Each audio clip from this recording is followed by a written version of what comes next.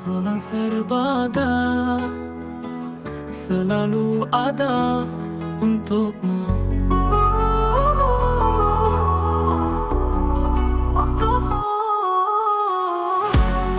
Assalamualaikum warahmatullahi wabarakatuh. Halo Sobatkom dimanapun kalian berada. Jumpa lagi bersama saya Anissa di podcast Serba, obrolan serba ada. Senang banget alhamdulillahirobbilalamin bisa kembali menyapa Sobatkom dimanapun kalian berada.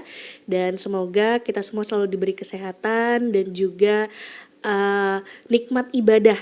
Alhamdulillah kita masih berada di dalam suasana bulan suci Ramadan. Dan tentunya teman-teman dimanapun kalian berada tetap dijaga puasa dan juga ibadah lainnya sehingga nanti kita bisa menuntaskan ibadah puasa sampai bertemu dengan Hari Raya Idul Fitri. Amin ya robbal alamin. Nah teman-teman, bulan suci Ramadan ini mengajarkan kita untuk menahan diri dari berbagai hal. Salah satunya ialah menahan amarah. Nah pada episode kali ini kita sudah kedatangan Mubalik BKDIB Ustadz Haji Muhammad Ridwan MPD. Selamat datang Ustadz. Iya. Ya, terima kasih sudah hadir kembali di episode Serba kali ini. Dan pada episode ini Ustadz kita akan membahas nih bagaimana kita menahan diri dari amarah atau mengontrol amarah pada bulan suci Ramadan. Ya. Silakan Ustadz. Baik. Assalamualaikum warahmatullahi wabarakatuh. Waalaikumsalam warahmatullahi wabarakatuh. Alhamdulillahi rabbil alamin. Wassalatu wassalamu ala rasulillah Sayyidina Muhammad wa ala alihi wa sahbihi ajma'in, amma ba'du. Sobatkom dimanapun berada, alhamdulillah di pagi hari ini kita berjumpa kembali. Mudah-mudahan kita semua dalam keadaan sehat walafiat dan diberikan iman yang luar biasa di bulan Ramadan ini. Sobatkom yang berbahagia, salah satu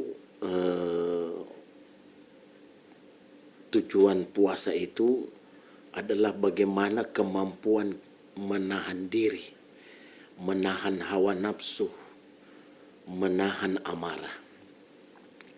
Dalam Al-Quran sendiri Allah Subhanahu wa Ta'ala memang sudah memerintahkan kepada kita hambanya dalam kata beliau Al-Quran, wal kaziminal ghaiza wal afina 'anil nas, dan orang-orang yang menahan diri, menahan marah, wal afina 'anil nas, dan mampu juga memberikan maaf kepada orang lain. Sungguh kedua perbuatan ini kata Allah sangat dicintai oleh Allah Subhanahu wa Ta'ala. Ketika seseorang dalam kondisi marah, ada beberapa hal yang perlu diperhatikan di dalamnya. Kata Rasulullah sallallahu alaihi wasallam dalam hadis qudsi yang disampaikan oleh Allah, "Man zakarani hina yakdab, zakartuhu hina aktab." Siapa di antara kita yang mampu mengingat Allah ketika dia marah? Gimana ya kita ini mengingat Allah ketika marah? Biasanya orang nanti ingat Allah sesudah marah.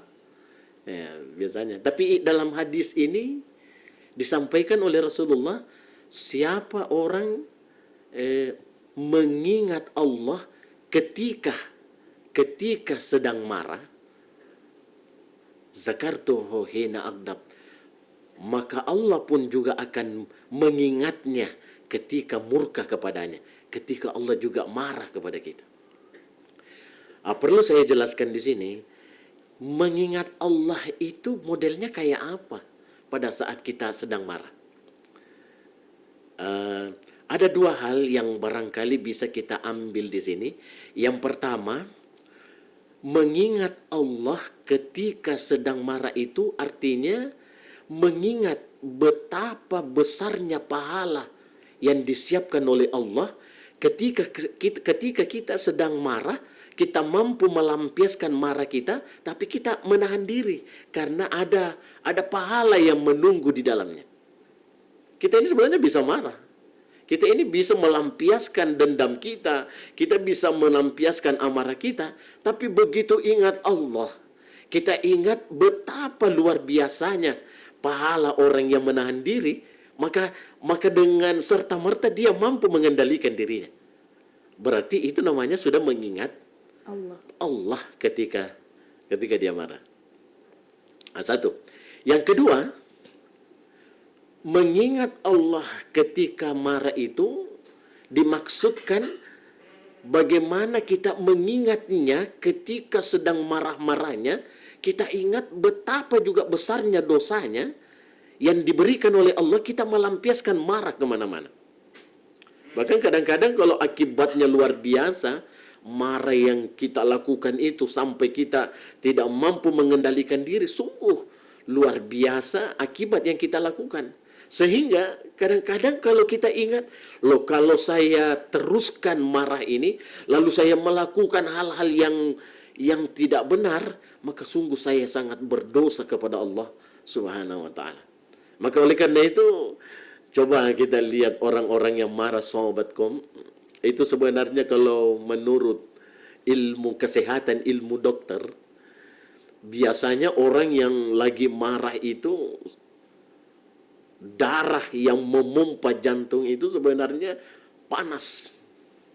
Sehingga aliran darah yang naik, bahkan kadang-kadang kelihatan muka seseorang itu sedang marah, kelihatan merah pada mukanya. Kenapa? Itu sebenarnya akibat marah yang luar biasa. Ya, makanya ada beberapa hal yang disampaikan oleh Rasulullah Sallallahu Alaihi Wasallam sebagai solusi, ya, sebagai solusi ketika kita sedang marah. Di samping apa yang saya sampaikan tadi, ada beberapa hal yang disampaikan oleh Rasulullah bahwa ketika kita sedang marah, lakukanlah beberapa hal supaya bisa menetralisir keadaan marah kita. Apa itu? Contohnya, yang pertama, inna syaitan khulika minan nar. Sesungguhnya syaitan itu, kata Rasulullah, diciptakan dari api. Wa tudfa'un nar al-ma'. Dan yang bisa memadamkan api itu adalah air. Nah, maka kata Rasulullah, iza ghadiba, ketika kalian sedang marah, falyatawadda, maka lekas-lekaslah kalian berwudu. Artinya Rasulullah ini mengatakan, ketika kita sedang marah, mampukah kita melakukan yang pertama tadi ini solusinya? Bahwa karena marah itu sudah panas, kita muka panas, maka kita lekas-lekaslah berwudu. Karena marah itu asalnya dari syaitan. Dan syaitan itu sangat mempermainkan seseorang itu ketika sedang marah, seperti anak kecil mempermainkan bola, mau diarahkan kemana. Begitulah syaitan dalam mempermainkan manusia pada saat orang-orang itu sudah marah. Kadang orang kalau sudah marah luar biasa, tidak bisa menahan diri, apa saja yang dilakukan. Kadang membunuh, kadang menyakiti, memukul. Nanti setelah itu baru dia menyesal dan menyadari kekeliruan. Kenapa sampai saya lakukan hal ini? Maka marah ini sebenarnya sangat merusak jiwa seseorang kalau tidak mampu dikendalikan dengan baik. Ini yang pertama. Orang menahan marah itu yang pertama solusinya berwudu. Yang kedua, kalau kita sedang marah, lakukanlah perubahan posisi kita pada saat marah. Orang kadang-kadang kalau marah mencak-mencak berdiri, itu cobalah duduk. Ini Rasulullah mengatakan merubah posisi keadaan kita pada saat marah itu juga bisa menetralisir marah. Mencak-mencak ke sana kemari marah, coba duduk, mungkin agak bisa tenang. Duduk pun pada saat itu masih marah itu luar biasa, maka cobalah berbaring. Ya, kalau berbaring mungkin dia tertidur, tidak marah sudah orangnya. Ya, ini juga merupakan solusi yang disampaikan oleh Rasulullah Sallallahu Alaihi Wasallam, merubah keadaan marah yang kita lakukan. Para sobatkom yang berbahagia, marah ini sangat merusak ketika kita tidak mampu mengendalikan dengan baik. Makanya banyak orang bermusuhan, banyak orang yang bertetangga, sama-sama kerja, bahkan dimanapun kita berada, ketika kita sedang marah, lalu kita tidak bisa menetralisir, tidak bisa kita kendalikan, itu bisa merusak hubungan kita antara sesama manusia. Mari, di bulan Ramadan ini diajarkan kita bagaimana mengendalikan semua itu. Bahkan Nabi mengatakan ketika ada orang yang mengajak berkelahi di bulan Ramadan itu, ucapkanlah bahwa ana shaim, saya lagi berpuasa. Dalam kondisi-kondisi seperti ini, memang perlu sangat kita lakukan pengendalian diri. Para sobatkum yang berbahagia, dalam rumah tangga saja, kadang-kadang kita lihat sering terjadi kekejaman atau kekerasan dalam rumah tangga. Itu juga disebabkan salah satunya adalah marah yang tidak bisa dikendalikan. Maka oleh karena itu ada seorang pakar keluarga sakinah yang mengatakan kalau suami istri itu dalam keadaan marah, cekcok, lalu marah itu sudah tidak bisa dikendalikan, itu menurut beliau itu salah satu yang bisa menyelesaikan hal seperti ini, usahakan jangan sampai bersamaan marahnya. Kalaupun mau marah, usahakan jangan bersamaan. Istri marah, cobalah suami diam. Itu kata beliau ini, pakar keluarga sakinah ini, tidak akan ketemu.